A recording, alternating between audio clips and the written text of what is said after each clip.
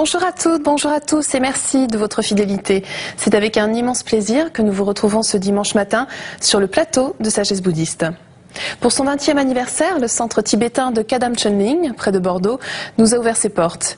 L'occasion pour nous de découvrir ce centre de pratique de l'école Gelugpa, mais également de rencontrer celui qui a joué un rôle primordial pour la transmission et la diffusion de son enseignement, le vénérable Dakpo Rinpoche. C'est un documentaire de Bénédicte Niogré. Nous sommes à Bordeaux, le 5 juin 2010, pour fêter les 20 ans de l'ouverture d'un centre de pratique en pleine ville, Kadam Chönling.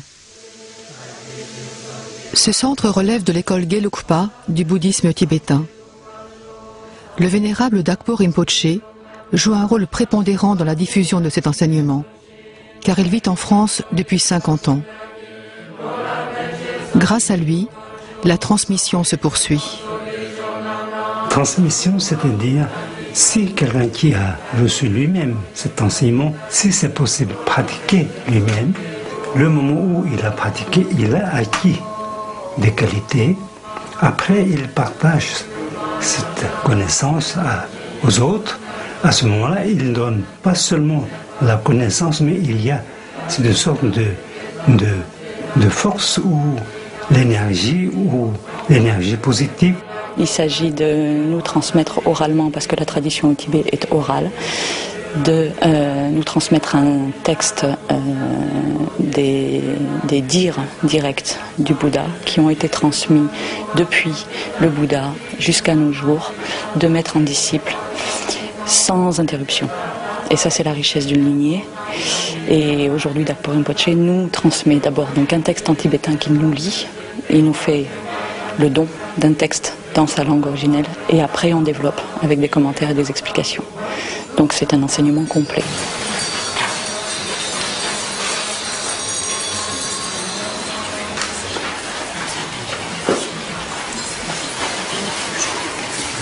Pour l'occasion, le vénérable Dakpo Rinpoche a choisi de donner un enseignement intitulé Nyur Lam, ou Voie rapide vers l'éveil. C'est un commentaire des paroles du Bouddha, composé en tibétain au XVIIIe siècle. Ce texte explique les étapes de la voie menant vers l'éveil. Cela fait donc 20 ans que le centre de Bordeaux a ouvert ses portes. Il réunit maintenant régulièrement plus de 100 pratiquants. C'était au départ un petit noyau d'une dizaine de personnes, très motivés sous l'impulsion d'une laïque, Françoise Carteau. On avait 3 ingrédients fondamentaux. On avait un maître, on avait un groupe, et on avait un désir de rencontrer une voie spirituelle. En fait, le maître, il a été le détonateur, et il a été aussi la voie spirituelle, et celui qui nous a permis de comprendre le bouddhisme.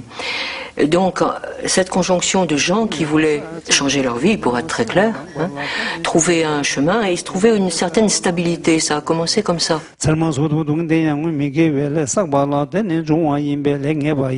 Vous savez, au départ, je n'ai pas voulu enseigner. Moi, j'ai travaillé à l'université, mais je ne voulais pas donner des enseignements. Je me suis dit qu'il y a pas mal de lamas qui donnaient des enseignements. Moi, c'est le peine, je donnais des enseignements. Je vais rester dans mon coin. Une fois, après avoir pris ma retraite, je vais aller dans un coin calme. Je vais rester tout seul. Je n'ai pas du tout voulu enseigner. Mais par les circonstances, finalement, on peut dire, j'étais coincé. J'étais coincé. Donc, j'ai dû commencer. Donc je me suis dit, donc, on va essayer pendant un an. Si c'est utile, peut-être on peut continuer.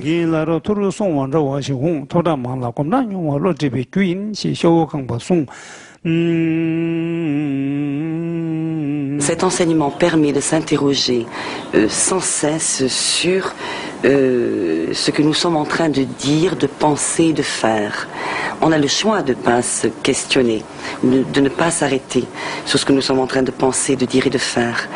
Mais le bouddhisme donne la possibilité de s'y arrêter, de poser ses regards nouveaux. En tout cas, on a un outil d'analyse. En ce qui nous concerne, si nous voulons nous engager dans ce genre de méditation à propos de la mort et de l'impermanence, il faudrait que nous prenions suffisamment de temps au point de départ pour bien approfondir ce premier cycle à propos des inconvénients de ne pas suffisamment penser à la mort, de ne pas être suffisamment conscient du caractère inéluctable de la mort.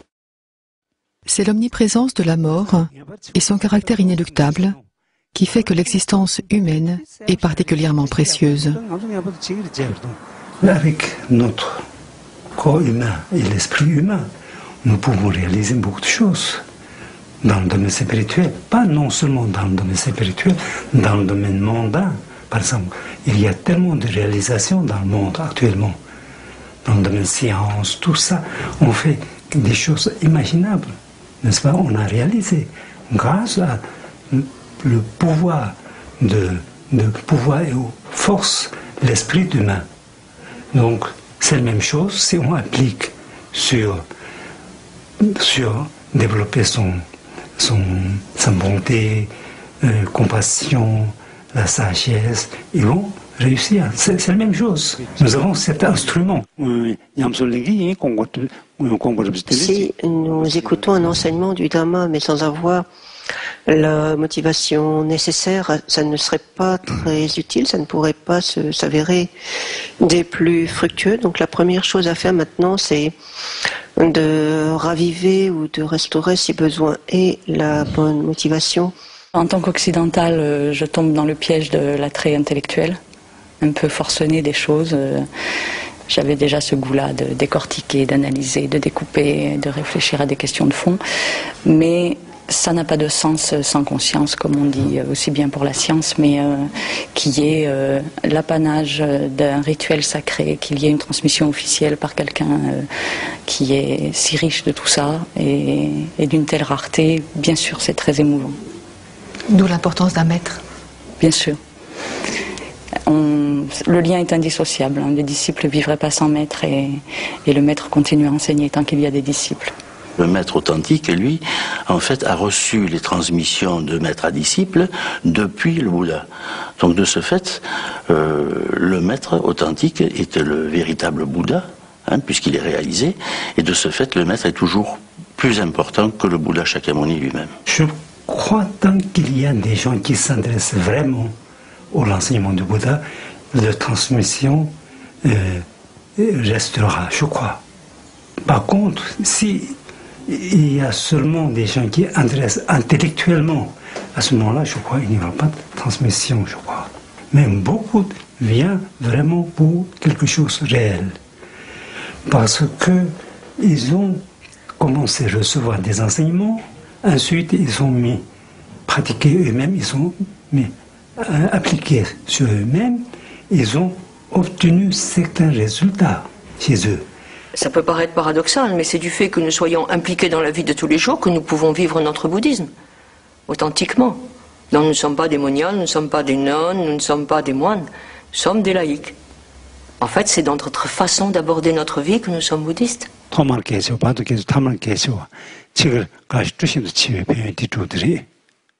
Quels sont donc ces avantages ou ces bienfaits de penser à la mort? Il est dit que d'une part, c'est d'une grande signification, encore d'une grande valeur. Deuxièmement, c'est une grande force. Troisièmement, quatrièmement et cinquièmement, ça s'avère extrêmement utile et important au début, au milieu et à la fin. Et sixièmement, il s'avère qu'au moment de la mort, du coup, on pourrait mourir paisiblement et heureux. On dit qu'il faut recevoir beaucoup, tout le temps, tout le temps. Si on reçoit, même quelqu'un qui comprend bien un texte de l'Amrim, s'il reçoit encore à nouveau, il aura une autre compréhension. C'est le même mot, mais le mot parle différemment. On dit ça. Chaque fois on reçoit des enseignements, on comprend mieux. Pour ça, nous essayons de recevoir beaucoup d'enseignements. À l'occasion du 20e anniversaire du centre de Bordeaux, des personnalités du monde politique et religieux de la ville ont été conviées à une réception festive. Merci à ceux qui sont restés pendant tant d'années. On a fait du chemin ensemble. On n'a aucune réalisation, mais on a fait du chemin ensemble. Merci à ceux qui nous ont rejoints. Merci à tous ceux qui nous ont aidés, ponctuellement, longuement, de temps en temps. Enfin bref, tous ceux qui ont fait Canal Chemin. J'ai qu'une seule chose à dire, pourvu que ça dure.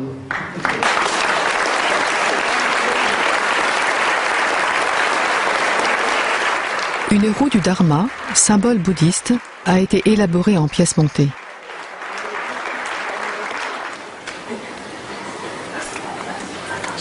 Les enseignements se sont terminés par une matinée de rituels.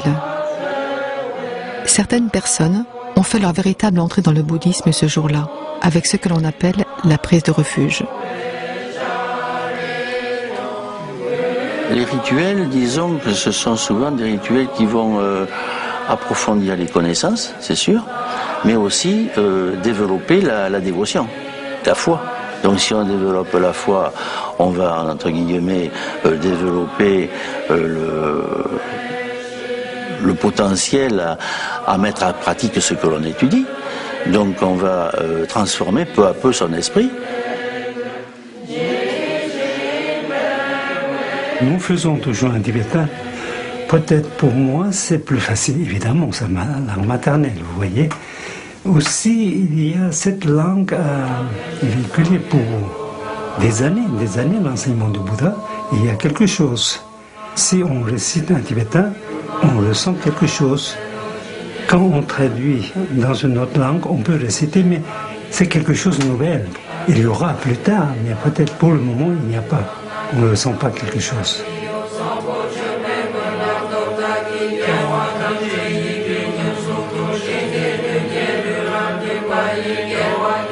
Je pense que la prochaine génération de bouddhistes sera très occidentale, que les transmissions seront peut-être faites par des gens qui sont formés à Dharamsala. Il y a des moines tibétains en formation à Dharamsala. Pour autant, ils n'ont pas vécu leur enfance au Tibet. Ils ont fui depuis l'invasion chinoise. Et on assiste à un espèce de renouveau occidental du bouddhisme.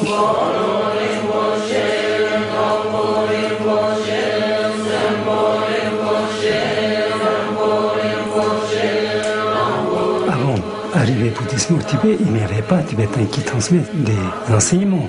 Simplement les Indiens qui nous ont donné. Après, les Tibétains ont appliqué, donc réalisé. Ensuite, ils ont transmis pour les générations suivantes. Maintenant, les Occidentaux, ils font la même chose. Il n'y a pas de problème, je crois, c'est sûr.